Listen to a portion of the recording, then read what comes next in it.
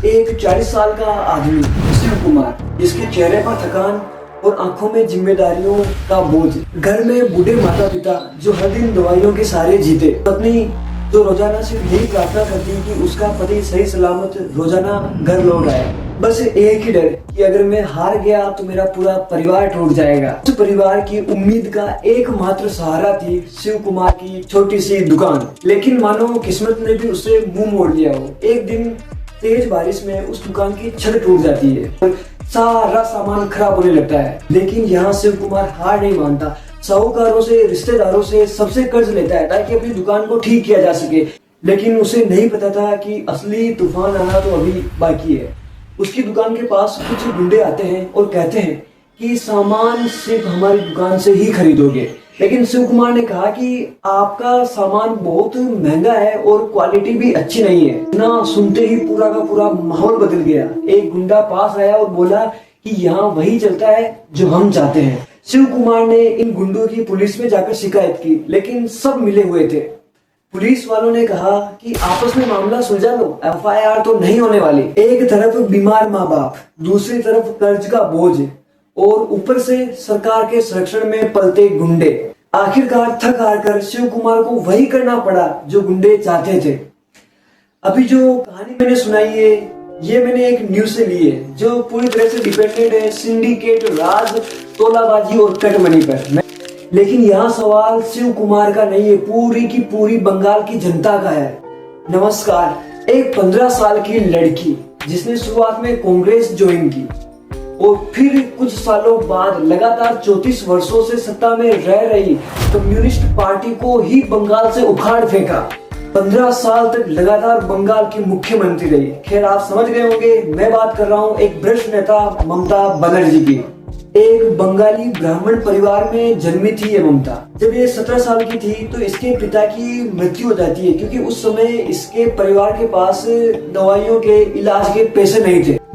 लेकिन साहब, आज तो अमिताभ बच्चन राखी बांधते हैं और इवन शाहरुख खान तो इनके पैर छूते हैं, जो खुद रेल मंत्री, कोयला मंत्री, खेल मंत्री, स्वास्थ्य मंत्री, गृह मंत्री, कलाकार ऐसी कि 9 करोड़ रुपए तक पेंटिंग बेच डाली।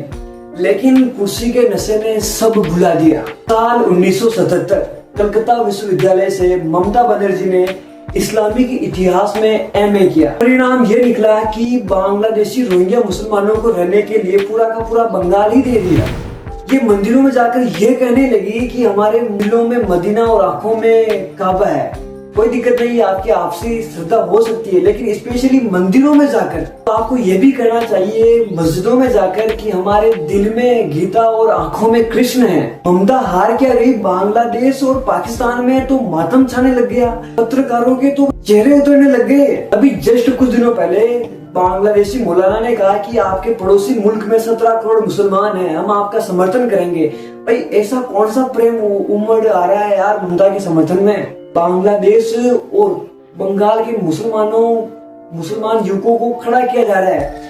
आपकी संस्कृति को मिटा दिया जाएगा। भगवा पास आ रहा है। खुद बंगाल के मुसलमान कहते हैं कि जो ममता बनर्जी का एक कमाई का हिस्सा है वो है गायों का एक्सपोर्ट करना। बंगाल में चुनाव के दौरान यही हुआ। ईवीएम से बीजेपी का साइन उसे हटा दिया गया। परिणाम ये निकला कि ECI, election commission of India को वापस से 31 या 30 मई को चुनाव करवाने के लिए ऑर्डर देना पड़ा। ये है साहब ईवीएम और ये है आपका संविधान पालन। अभी बंगाल में ऐसे हालत है कि खुद मिलिट्री आ रही है तब जाकर चुनाव हो रहे हैं। खुद की 2011 से लेकर 2026 तक ममता बनर्जी मुख्यमंत्री रही है। लेकिन इसी बीच लगभग 6000 कंपनियां बंगाल को छोड़कर जा चुकी हैं। बंगाल में कोई कंपनियां नहीं बचेगी तो वहाँ का युवा रोजगार कहाँ ढूंढेगा? उस बाहर आना पड़ेगा, बाहर निकलना पड़ेगा, पलायन करना पड़ेगा। बांग्लादेशी घुसपैठियों को इंपोर्ट किया गया ताकि आप वोट करो, जिसकी वजह से पूरे बंगाल की डेमोग्राफी चेंज हुई है। आरजी कर मेडिकल रेप केस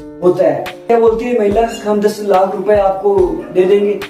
तो भाई, इज्जत नाम की कोई चीज होती है। एक माँ ने अपनी बेटी खो दी, इसका तुम्हें कोई मतलब नहीं है। तो वो जो संजय रोहिता, जिस आरजी कर मेडिकल में उसकी ड्यूटी तैनात की गई थी, वहां पर खुद डॉक्टर कह रहे हैं कि उसका मतलब आना जाना ऐसे था जैसे कि कोई वो ऑफिसर हो, जिस जगह पे जाना चाहता है जा सकता है। ये वकील कह रहे हैं कि घटनास्थल से पूरा का पूरा सबूत मिटाने का कांड तुमने किया है। तो बीजेपी की सरकार बंगाल में बन जाती है तो टीएमसी के गुंडों ने चंद्रनाथ रथ की गोली मारकर हत्या कर दी। किसी को भी गोली से मरवा दोगे, दिल्ली में बैठा हुआ वो पनौली जो भी है उसको तुम गिरफ्तार कर लोगे, यानी मतलब संविधान से चल रहे हो या कोई और ही तुमने लागू कर लिया अपने बंगाल में। अभी यहाँ के घोटाले भी देख लो इस पार्टी के। एसएससी रिक्रूटमेंट स्कैम, शिक्षा भर्ती घोटाला, खुद हाई कोर्ट ने क्लेम किया कि जो रिश्वत देकर टीएमसी के नेताओं को जो टीचर बनना चाहते थे उनको खुद हाई कोर्ट ने रोका था कि भाई तुम क्या करना चाहते हो, 26 या 25 हजार फर्जियों को तुम टीचर बनाने जा रहे हो। कोयला घोटाले तुम करते हो, आधा चिट फंड घोटाले तुम करते हो, मतलब हर कांड हर घोटाले में टीएमसी का नाम प्रमुख।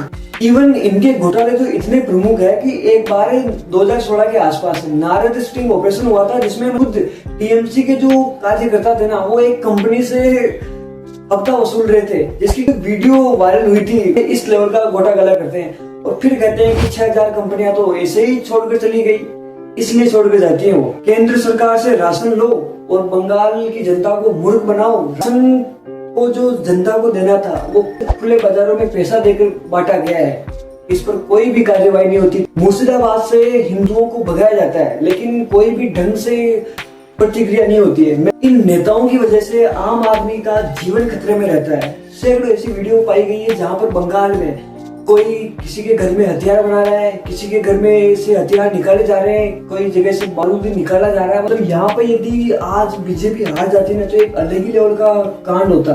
तो हथियार मिलना, बारूद मिलना, ये सिर्फ एक ही चीज को इंगित करता है कि मतलब जहाँ पर बीजेपी को वोट किया गया है, जहाँ पर सीटें बीजेपी को गई है, वहाँ पर अत्याचार फैलाना, वहाँ पर धमाके करना, वहाँ पर हिंसा बढ़ाना।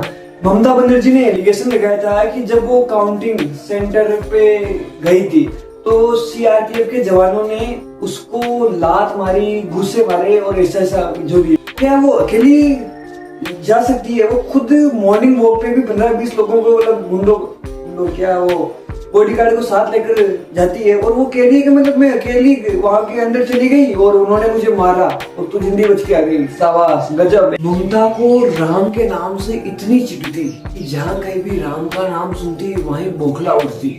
तुम बीजेपी के आदमी हो, तुम बीजेपी के आदमी हो, क्यों?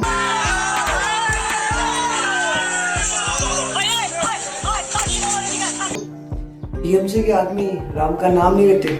अरे भाई कांग्रेस के भी कभी कभी तो राम का नाम ले लेते हैं। और क्या टीएमसी ने बंगाल में राम का नाम बैन कर रखा है? जितने भी कथावाचक है जिन्होंने बंगाल में अपनी कथा करवाने की अपील की उनको सिर्फ एक ही जवाब मिलता, कैंसल। अगर वो कहते हैं कि हम अपनी खुद की निजी जगह पर करवा रहे हैं तो भी नहीं करवाने दिया जाता। वहाँ की स्थानीय पुलिस उन पर दबाव डालती कि नहीं करने देंगे। राम के नाम की चिढ़ तो यहाँ से पता चलती है कि जिस बाबर ने राम का मंदिर तोड़वाया उसी मस्जिद आज बंगाल में ममता दीदी के द्वारा बनवाई गई।